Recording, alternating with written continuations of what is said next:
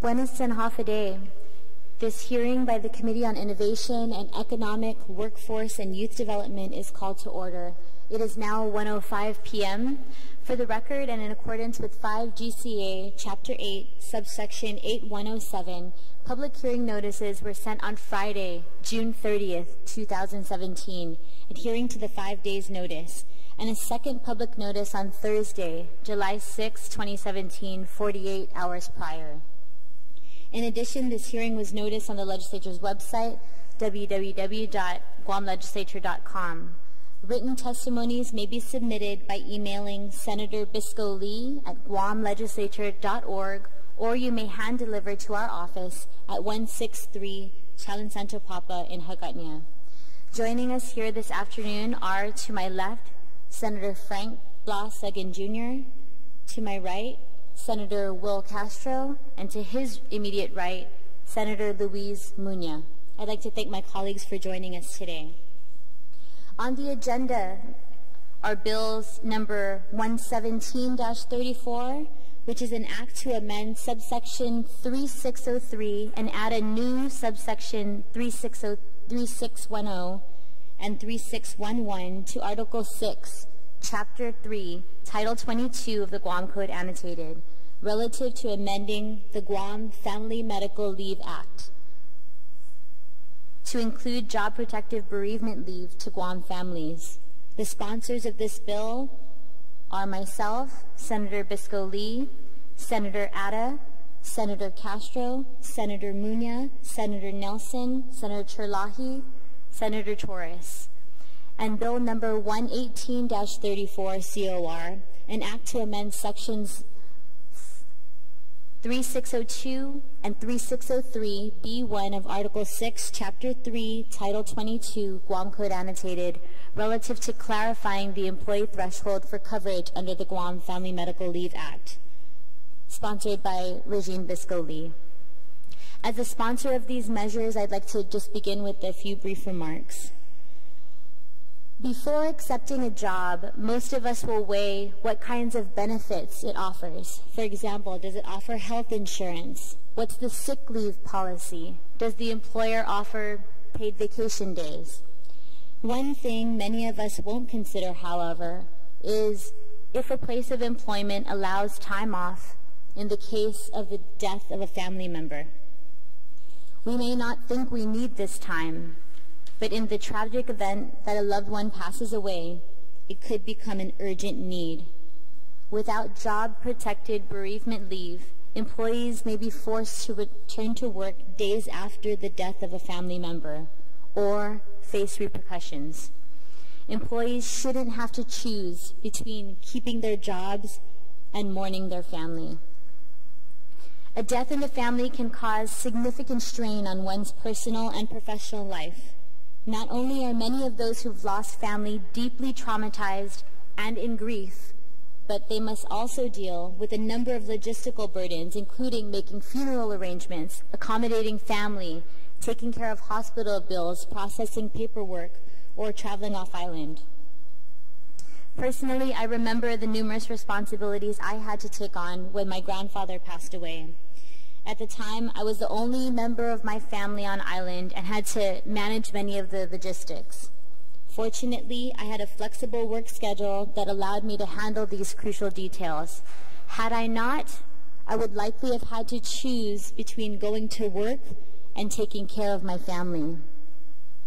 Bill 117-34 COR guarantees that employers who have suffered the loss of an immediate family member will have the space to mourn and take care of family issues by allowing them to take up to 2 weeks unpaid job-protected leave.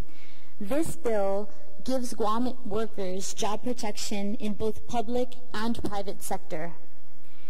This measure does not put an undue burden on employers. In fact, 81% of employers already provide some form of bereavement leave, according to the 2016 Employee Benefits Report for the Society for Resource Management. This bill simply aims to bridge the gap in coverage for employees who have no access to bereavement leave at all. Thousands of employees can be positively impacted by passing this bill. Under this bill, employers are not responsible for paying wages during bereavement leave. It simply gives employees the peace of mind to know that they can take off a little extra time to grieve and take care of family business. A companion bill 118-34 COR, which we will also discuss today, clarifies who this bill would cover.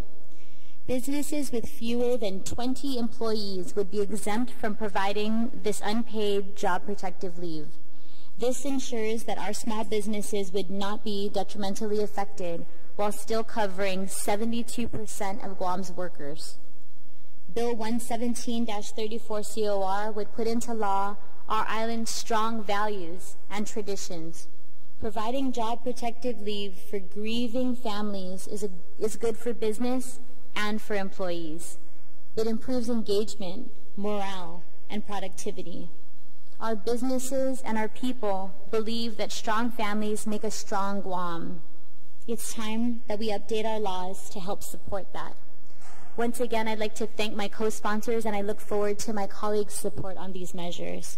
And at this time, I'd like to call the first panel of individuals who've signed up to testify on Bill 117-34 COR. Please come forward and be seated when your name is called.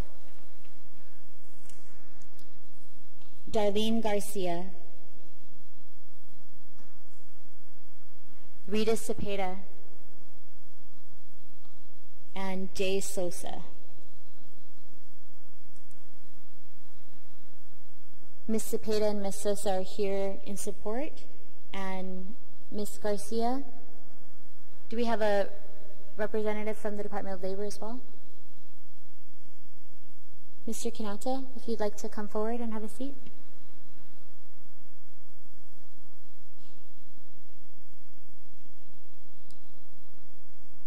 Masi to you both, and Ms. Garcia, whenever you're ready. Thank you.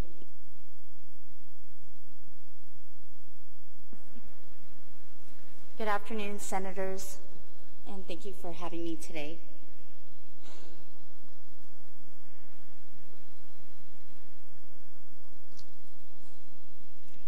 It's kind of always emotional when I talk about my husband. And this month marks his 2-year death anniversary, so it's even more difficult for me, so please bear with me. My husband Frank died in a tragic motorcycle accident on July 17th of 2015. And at the time, I was a HR manager for United Airlines. And so at that time, I don't know what their policy is today, so I'm currently retired from there, but at that time, they allowed for 4 days of personal emergency paid. And we do have an FMLA program, and we do follow Guam law when it comes to FMLA. And I never realized that 4 days is never enough for an employee, and so I suffered my own loss. And it took me 3 months to get back to work. And in order for me to do that, I literally had to go to a doctor and get a doctor's note to say that I was under his care in order for me to avail of FMLA. I couldn't just do it under bereavement. And so that was very difficult for me. And even going back after 3 months was hard. So I do believe as an HR professional and as a grieving widow that this bill, 117, is going to hugely change the way employers recognize grief in the workplace, offering compassion to their employees, and then employees themselves, you know, like you said, allowing them to have this time to take care of family matters, to take care of their own personal loss in their heart and in their mind, so that when they do come back to work, they're more productive. You know, it leads to loyal employees as well, because when employers don't show compassion for something such as losing a family member, it really does lead to, you know, employees questioning, you know, if they really should be working someplace because their employer, their boss did not understand their grief. And I really believe that this bill will lead the way. You know, will lead the way. This is just the beginning of making employers recognize what is really needed out there. Employees are any organization's greatest asset. And without employees being productive and being there with their whole heart and soul and being fully loyal and committed to their employer, their business is not going to be sustainable, you know. And so it really is important, and I totally support this. Thank you, Senator Lee, for introducing this bill to allow for the 2 weeks of unpaid job protective leave. I really believe that it's going to help every single employee on the island of Guam. Ms. Masi, Ms. Garcia, and thank you so much for being here today. I know it's difficult for you, but I really do feel like you are representative of a lot of people who aren't as strong and maybe can't voice these feelings, these opinions, and their need for this. So I appreciate you being here today and for sharing your testimony and telling us your story. At this time, I just wanted to see, I know no written testimony was submitted from Department of Labor, so I think that Mr. Kinata is here. Just if any of my colleagues have any questions for him, but I want to ask if any of my colleagues have any questions of Ms. Garcia at this time.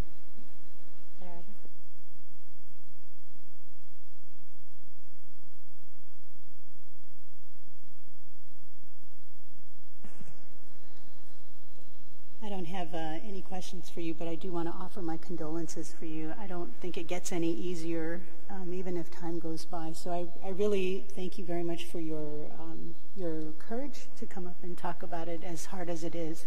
Thank you for representing. Sister Masi, at this time I'd also like to ask Mr. Greg Lozama if he'd like to join the panel and provide his testimony. Thank you for joining us.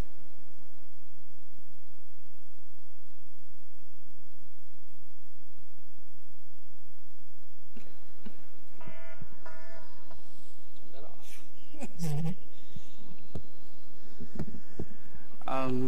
Hafe everyone. My name is Greg Lozama. I'm the co-founder for the Compassionate Friends Guam chapter with my wife.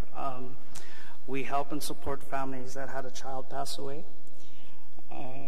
In this case, this would be a big help for parents.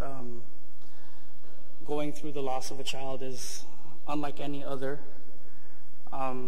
bereavement or grief that I can display or affect. I've had friends pass away, I've had uncles pass away, I've had parents pass away, but nothing can prepare you for losing your child. So it being a part of the Family Medical Leave Act would be extremely beneficial to these parents. I mean, I know it's just weeks we're asking, but we go through years of pain and suffering. So I believe this would be a small act of kindness, you know, in parents' sake, in dealing with a bereavement of a child.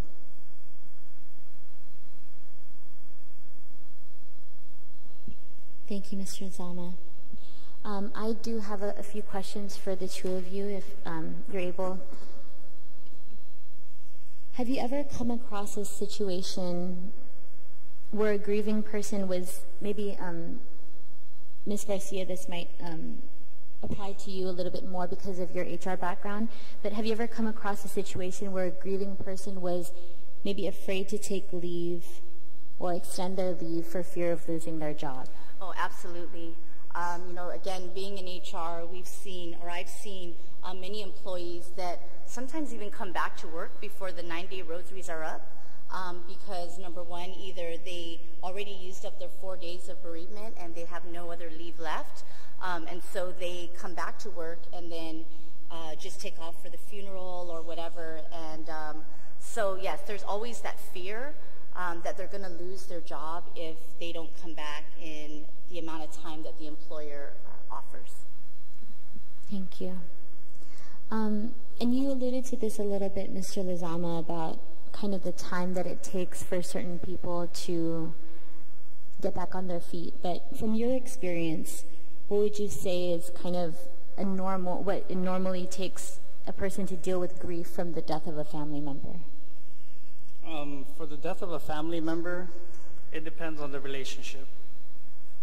I mean, we have uncles and aunties raising, children, and they're not their parents, but they're their guardians. So on Guam, it's a special case, right? It's my wife and I have also taken our nephew in under our care, and so it depends on logistics of families. Then again, with the scope also with the law being immediate family, obviously, right?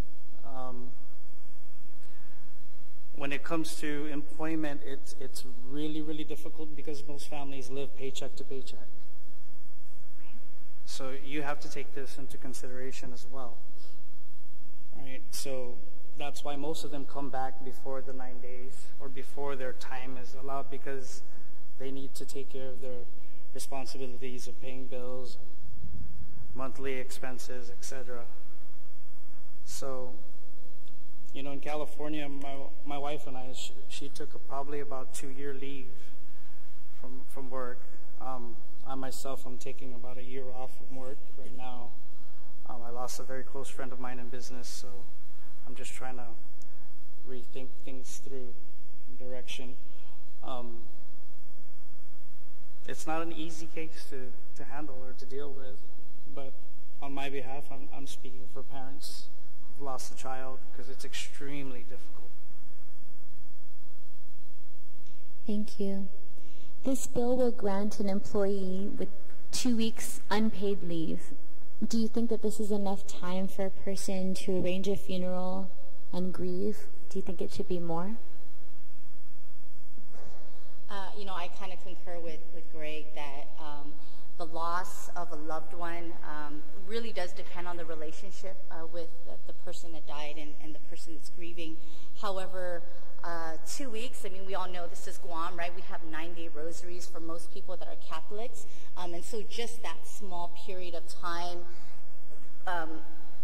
you don't really have time to grieve during that period because you're too busy taking care of everyone that comes to your rosaries or come to the funeral, or taking care of all of the little logistical matters that are going on during that period of time.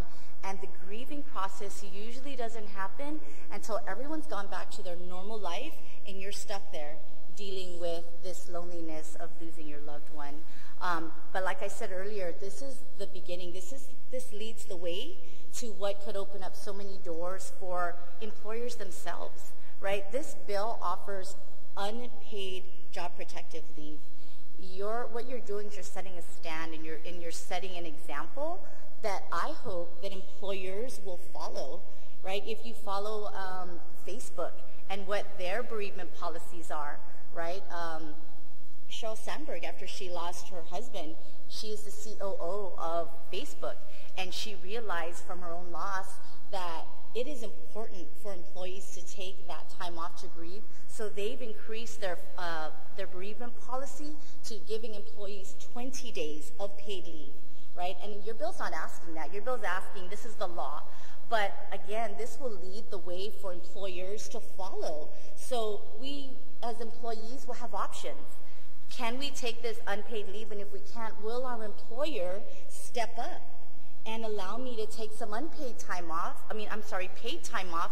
And then if that paid time off isn't enough, then you can fall back on FMLA and do the unpaid portion. You know what I mean? So it definitely, whether you're doing 2 weeks or you're doing a month or you're doing a year, to Greg's point, someone like us who's lost so deep, we're never going to get over the loss of our loved one.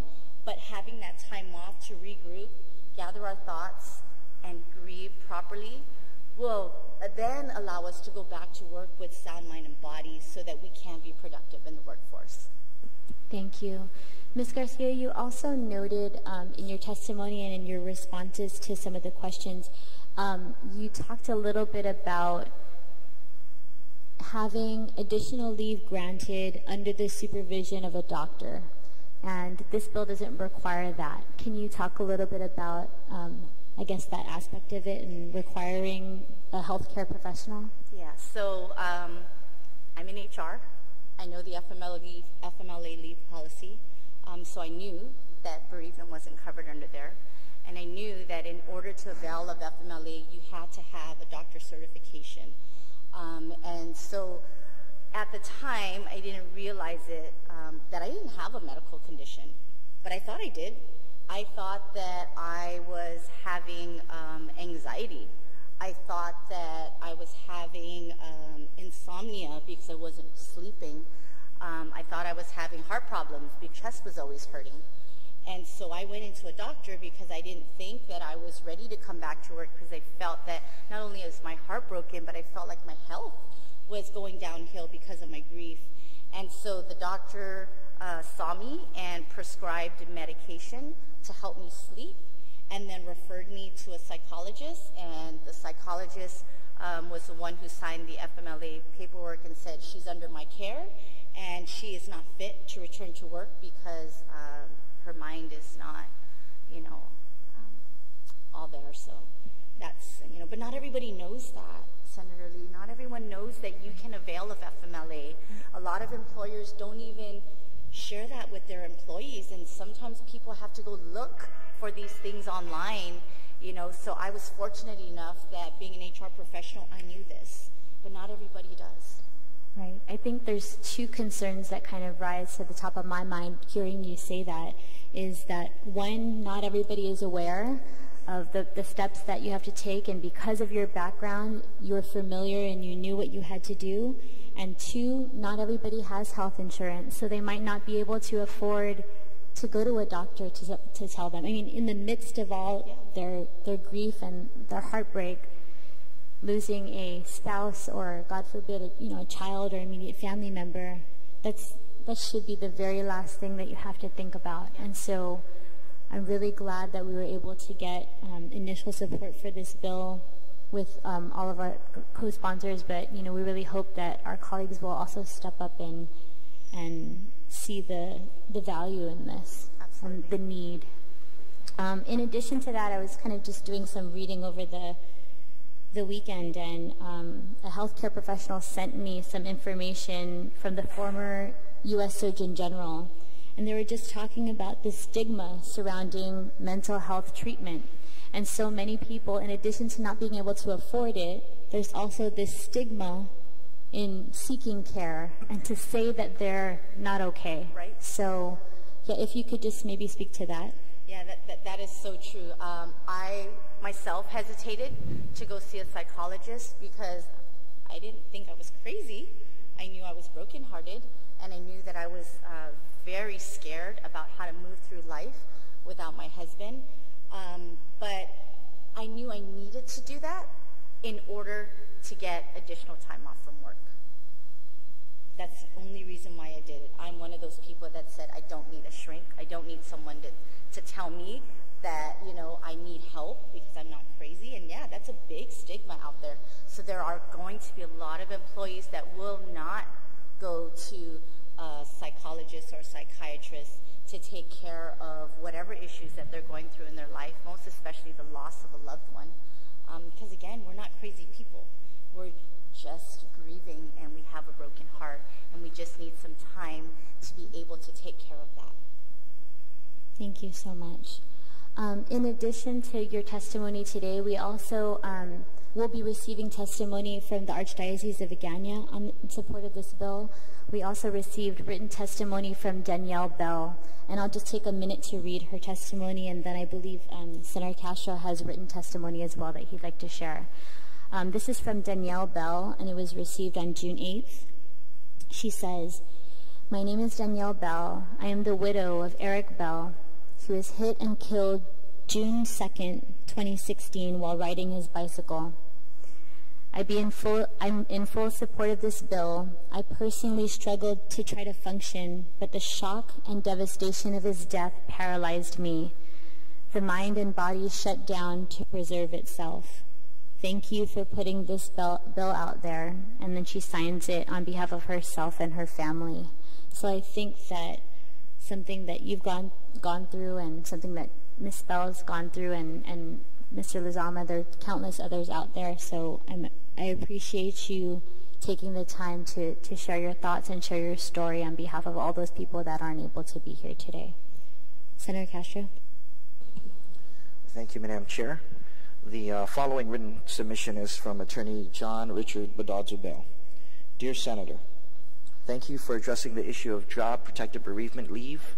As a small business owner of a startup law office, I completely understand the need to have your employees available for work. Any absences by any employees are difficult on your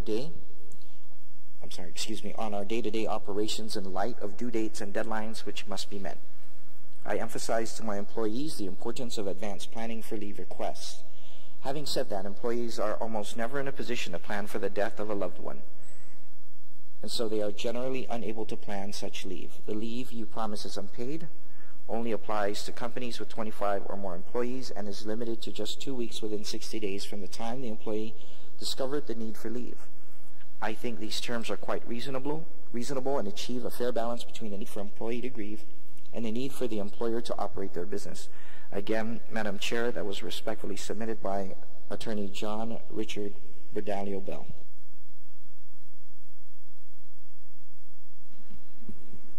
Thank you, Senator Castro. Are there any questions for our panel? Sure. Senator Uggan. Thank you very much, Madam Chair, and thank you very much for providing your testimony in support of the proposed legislation. And it's good to understand, at least from an HR perspective and also from your lifetime experiences, the need for such a proposal. The only suggestion, Madam Chair, is because I noticed that you put 2 weeks of leave, bereavement leave. Perhaps using a numerical date, number of days would be more appropriate so that it's more specific. Let's say 14 days of bereavement leave versus 2 weeks, because that I think we don't want any misinterpretation in terms of what the intent is. So if it's 14 days and 14 working days, will be equivalent to what the employer can provide. So that would be my suggestion. Thank you, Madam Chair. Thank you again for your testimony.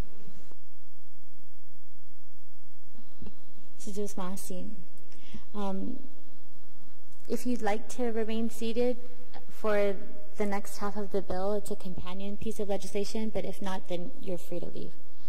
Additionally, on today's agenda is Bill 118-34. It's a companion bill to 117. This bill intends to update provisions in the Guam Family Medical Leave Act in order to streamline coverage and resolve conflicting language in the Act. These updates include changing the size of businesses required to conform to GFMLA. Under this legislation, businesses with fewer than 20 employees would be exempt from providing this unpaid job protective leave. This ensures that our small businesses would not be detrimentally affected while still covering 72% of all Guam's workers. And we have a representative from the Department of Labor here, and others have signed in support but have no written or oral testimony at this time. So I'd like to ask my colleagues if they have any questions.